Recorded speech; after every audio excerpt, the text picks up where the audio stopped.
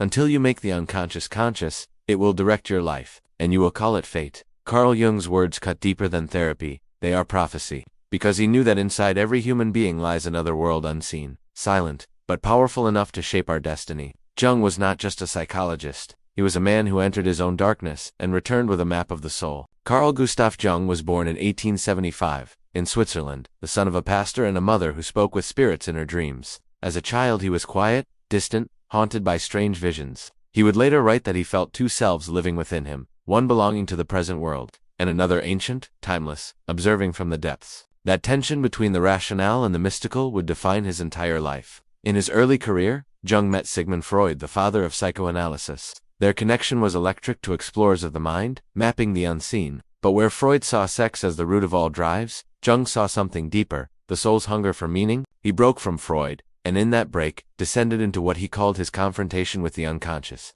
For years, he recorded his dreams, visions, and voices, later becoming the Red Book. What most would call madness, Jung called transformation. Who looks outside, dreams. Who looks inside, awakens. Jung saw the human mind as a vast, living system, not just a machine of thoughts, but a spiritual organism. At the surface lies the ego, the I, the mask we show the world. Beneath it lies the personal unconscious, a storage of forgotten memories, desires, and fears. But deeper still lies something universal, the collective unconscious, a shared ocean of images, patterns, and instincts that live in every human. The myths, the gods, the symbols that whisper through our dreams. Jung called these forces archetypes, ancient templates of the human experience.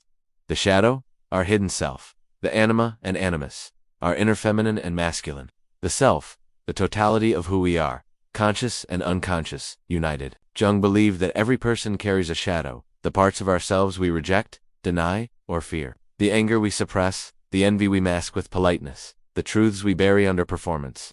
To confront the shadow, Jung wrote, is to confront the monster within, and realize it was you all along.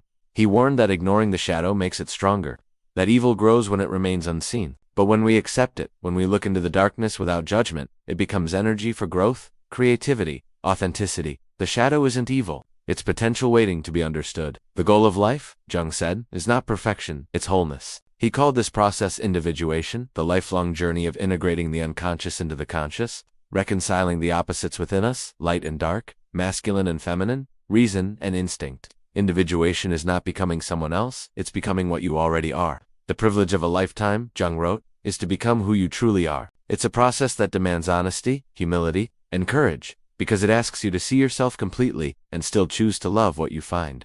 Unlike most modern thinkers, Jung did not separate psychology from spirituality. He believed that myths, religion, and alchemy were symbolic languages of the soul. The alchemist's search for gold was, for Jung, the soul's search for meaning, the transformation of base material into divine essence. He saw synchronicity, those meaningful coincidences, as evidence that the psyche and the world are deeply intertwined. To Jung, there were no accidents, only patterns waiting to be understood. Jung's work rippled far beyond psychology, influencing philosophy, art, film, even religion. In a world obsessed with surface, Jung asks us to look inward. In a culture of instant pleasure, he teaches the value of inner confrontation. When depression comes, Jung would not say escape it. He would say, descend into it. Because what you resist will persist, and what you face will transform. In an age of identity crises and spiritual emptiness, Jung's wisdom calls us back to the oldest journey of all, the journey into the self. Jung believed that every person has a light, but you only find it by walking through your darkness. No tree, he said, can grow to heaven unless its roots reach down to hell. That is the paradox of Jung's philosophy, that healing is not escape, but integration. That wisdom is not comfort, but awareness. And maybe that's what he wanted to leave us with, that the soul's greatest secret is not to transcend life, but to embrace it completely. The night is not the opposite of light, it is its origin. If this video sparked one in you, share it, and subscribe, so the next idea finds you. Thank you for watching.